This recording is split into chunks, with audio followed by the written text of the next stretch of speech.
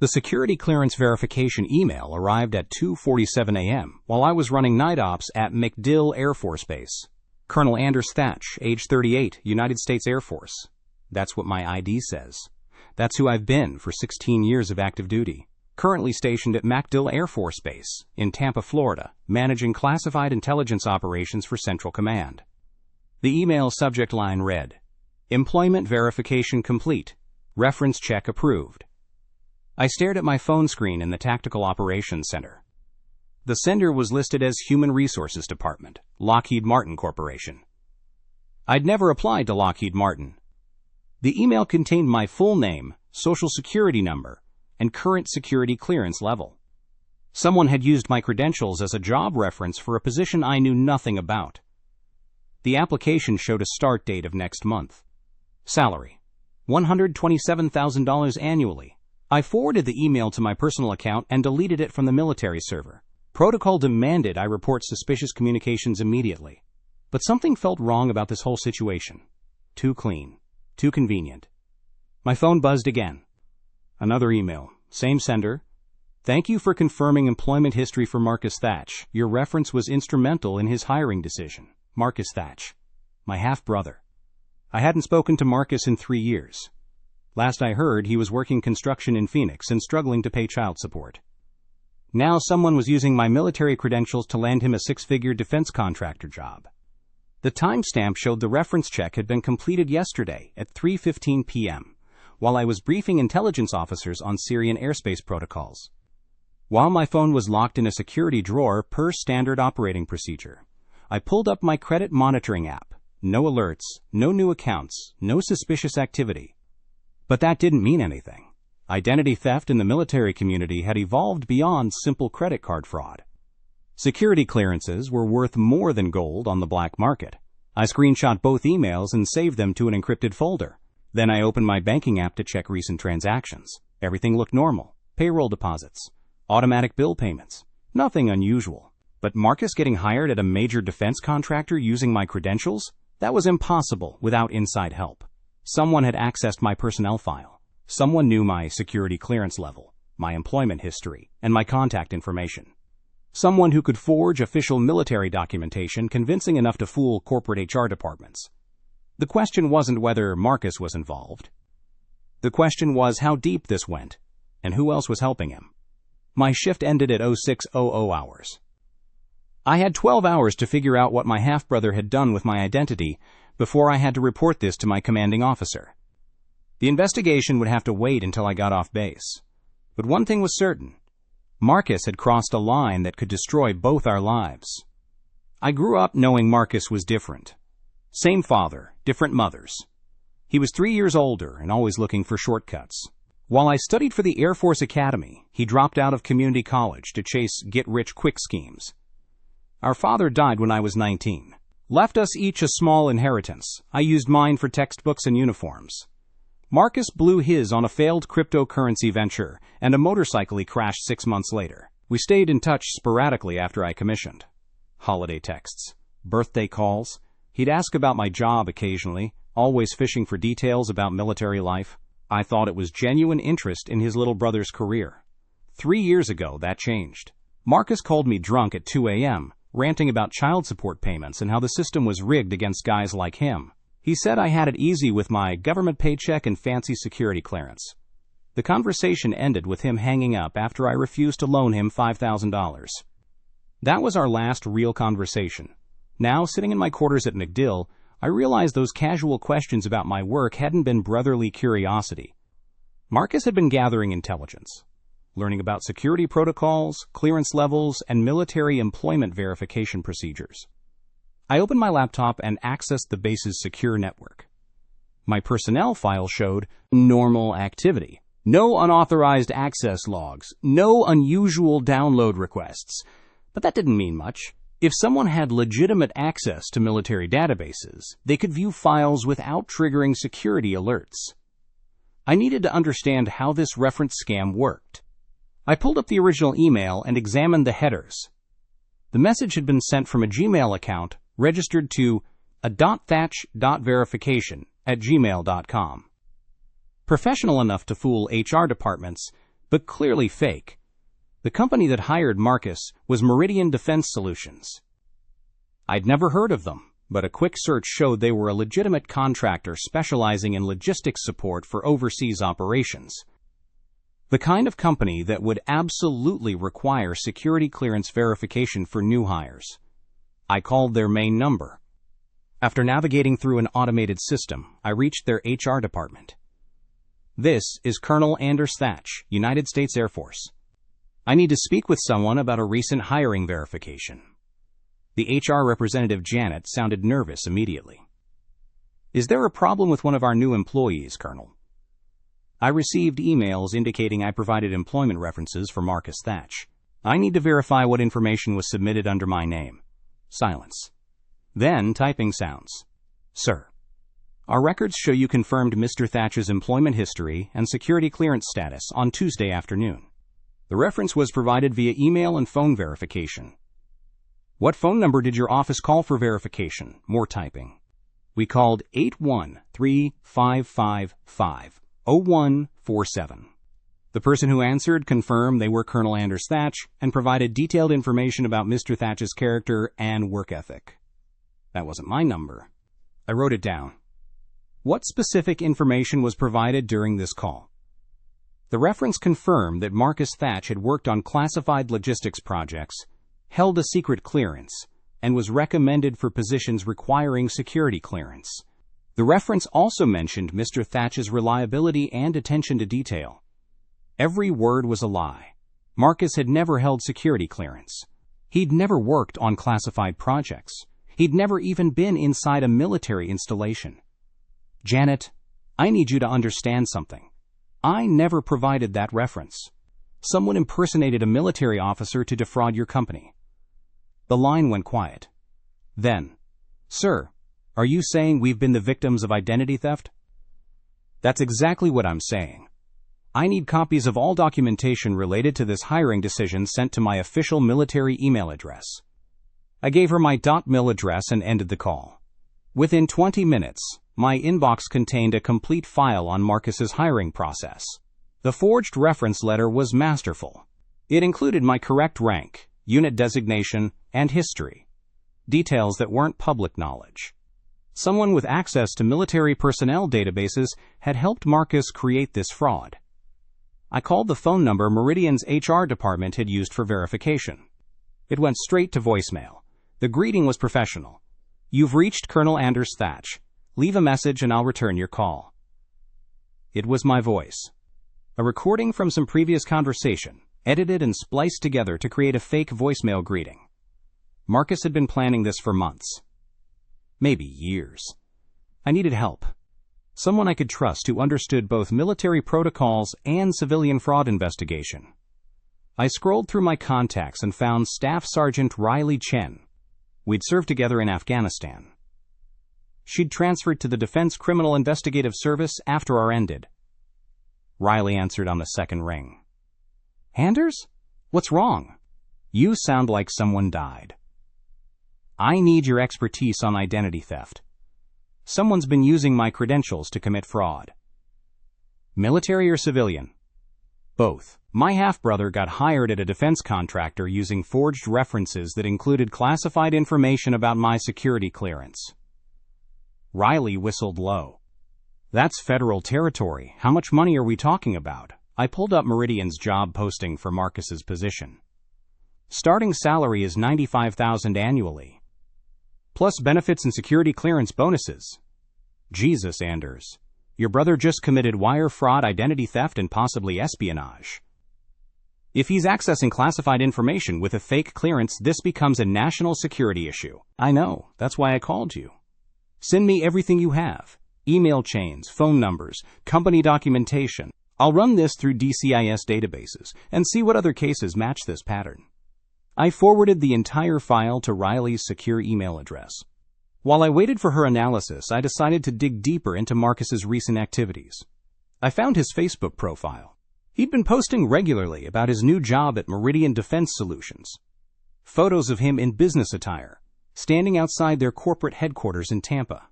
Captions about finally getting the career I deserve, and grateful for family support. family support. He was publicly crediting me for helping him get this job. The comment section was full of congratulations from friends and relatives. People who knew we were brothers. People who would remember these posts if this case went to trial. Marcus had created a public record of his fraud. My phone rang. Riley. Anders, we have a problem. I ran the phone number through our fraud database. It's connected to at least 6 other cases involving fake military references. Your brother isn't working alone. What do you mean? This is part of a larger operation. Someone's been systematically exploiting military personnel records to create fraudulent employment references. The phone number you gave me has been used to impersonate officers from all 4 service branches. The scope was bigger than I'd imagined. Marcus wasn't just stealing from me. He was part of a network stealing from the entire military community. How many victims? At least 12 confirmed cases in the past 18 months. Total financial impact is approaching $2 million in fraudulent salaries and benefits. $2 million. This wasn't desperate brother making bad choices. This was organized crime. Riley, I need to know who's helping him access military databases. Someone with legitimate credentials is feeding him information. Already working on it. I've contacted the FBI's white-collar crime unit. They're opening a formal investigation. But Anders, you need to be careful. If your brother realizes you're onto him, he might destroy or flee. What do you recommend? Normal. Don't contact Marcus directly. Let us handle the investigation. We'll need you to participate in a controlled operation together. What kind of operation? We're going to set a trap. Make Marcus think he's found another opportunity to exploit your credentials. When he takes the bait, we'll have everything we need for prosecution. The plan was simple, but dangerous. If Marcus suspected I was involved, he could disappear before we gathered enough for conviction. But if we succeeded, we'd shut down an entire fraud network that was stealing from military families. I'm in. What do you need me to do? Create a fake job opportunity that requires security clearance verification. Something Marcus would find irresistible. We'll monitor all communications and record everything. I spent the next hour crafting the perfect bait. A fictional defense contractor position in Phoenix, where Marcus lived. High salary, minimal qualifications, an urgent hiring timeline. The kind of opportunity that would make him quickly and carelessly. Riley would handle the technical aspects. Fake company website, phone numbers that recorded all calls, and email addresses that captured every message. By the time my shift ended, we had a complete sting operation ready to deploy. Marcus had stolen my identity to build his new life. Now we were going to use that same identity to destroy him. The sting operation launched at 0800 hours the next morning. Riley had created Apex Defense Solutions overnight, complete with a professional website and corporate phone system. The job posting went live on 3 major employment sites within an hour. Marcus took the bait faster than we anticipated. His first call came at 1:47 p.m. Riley patched me into the recording system from MacDill's Secure Communications Center. I listened as Marcus spoke with our undercover agent, using my voice patterns and mannerisms he'd studied for years. I'm very interested in the senior systems analyst position, Marcus said. My background includes extensive work with classified defense systems. The agent played her role perfectly. Excellent. We need someone who can start immediately. The position requires top-secret clearance verification within 48 hours. That won't be a problem. I have active clearance through my current. My hands clenched as I heard him claim my credentials again. But this time, we were recording everything. Perfect. We'll need you to submit verification documents by tomorrow morning. Can you handle that timeline? Absolutely. I'll have everything to you by 0900. The call ended. Riley looked at me through the video conference. He's committed. Now we wait for him to submit the forged documents. 26 hours later, Marcus uploaded a complete application package to our fake company portal. Every document was a masterpiece of fraud. My security clearance certificate with his photo. My military service record with his personal information. Even my orders, modified to show him as the deployed service member. This is incredible, Agent Chen said during our emergency briefing. He's not just stealing your identity. He's created an entire alternate version of your military career. Chen had joined the investigation when the Financial Crimes Unit realized the scope of the fraud. Her expertise in financial tracking had uncovered the full network of fake companies and fraudulent accounts Marcus was operating. We've identified 17 different employers who paid him using your credentials, she continued. Defense contractors, government agencies, even private security firms. He's been systematically exploiting your clearance for 3 years. 3 years. Almost my entire cycle. What's our next move? I asked. We arrange a face-to-face interview. Get him to Phoenix. Put him in a room with recording equipment. And let him incriminate himself completely. Riley nodded. I'll make the call. Set up the interview for Friday morning. The next 3 days crawled by. I maintained my normal duties at MacDill while the investigation team prepared the final phase. They rented office space in Phoenix, installed surveillance equipment, and coordinated with local FBI agents for the arrest. Friday morning arrived with clear skies and perfect visibility. I watched the operation unfold through live video feed from my secure terminal at MacDill. Marcus arrived at the fake office building at exactly 0900, wearing a suit I recognized from our father's funeral. He looked confident, relaxed, completely unaware that his criminal enterprise was about to collapse. The interview room was simple. 2 chairs, a desk, and hidden cameras capturing every angle. Agent Chen posed as the hiring manager, while 2 FBI agents waited in the adjacent room. Thank you for coming in, Mr. Thatch, Chen said as Marcus sat down. Your application is impressive. Tell me about your current. Marcus launched into a detailed description of my life.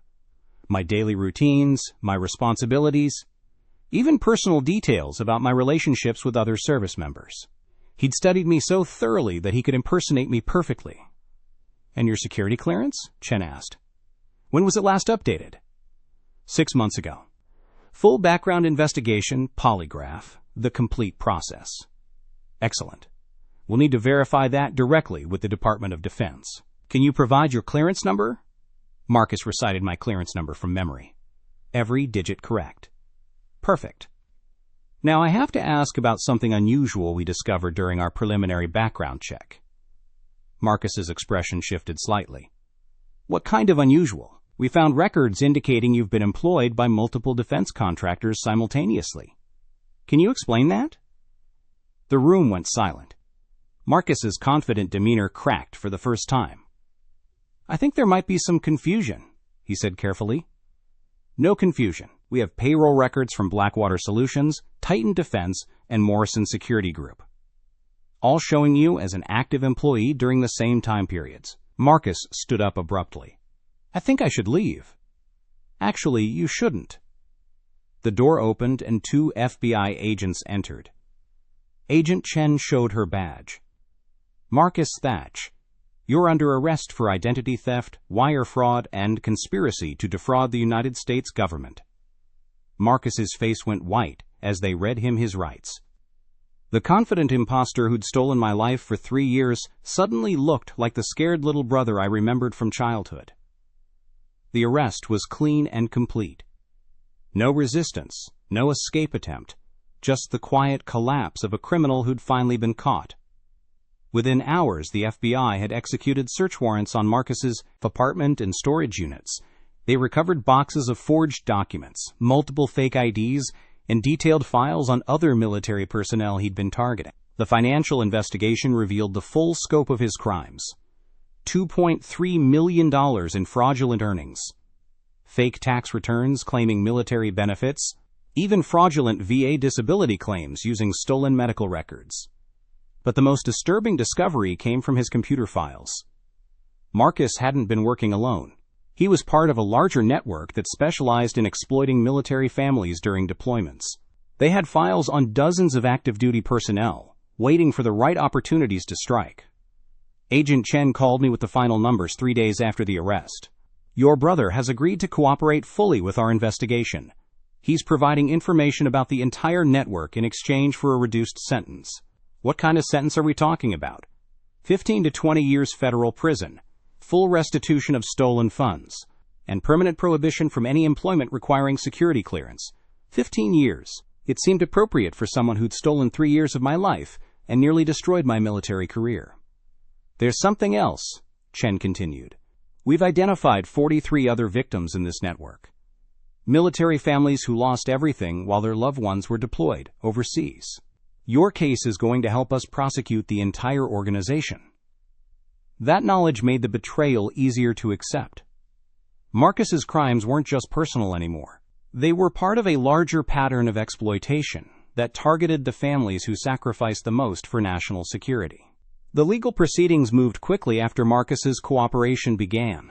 Federal prosecutors built an airtight case using the weed gathered during the sting operation. The recorded confession, the forged documents, and the financial records created an overwhelming case for conviction. 6 weeks after his arrest, Marcus pleaded guilty to all charges in federal court. I watched the hearing via video conference from MacDill, seeing my half-brother accept responsibility for crimes that had devastated dozens of families. The judge's sentence was harsh but fair. 18 years in federal prison, full restitution to all victims, and lifetime prohibition from government employment. Marcus would be nearly 60 when he was released. As the hearing ended, I felt something I hadn't experienced in months. Relief. The investigation was over, the criminal was convicted, and justice had been served. But the real satisfaction came from the follow-up work. Agent Chen connected me with other victims in the network, and I spent my remaining time helping them navigate the recovery process, teaching them how to monitor their credit, secure their financial accounts, and protect their families from future exploitation. The FBI's investigation ultimately dismantled the entire fraud network. 12 arrests, millions in recovered funds, and new security protocols to protect military families during deployments. Marcus's betrayal had nearly destroyed my life, but the investigation that followed had protected countless others from the same fate.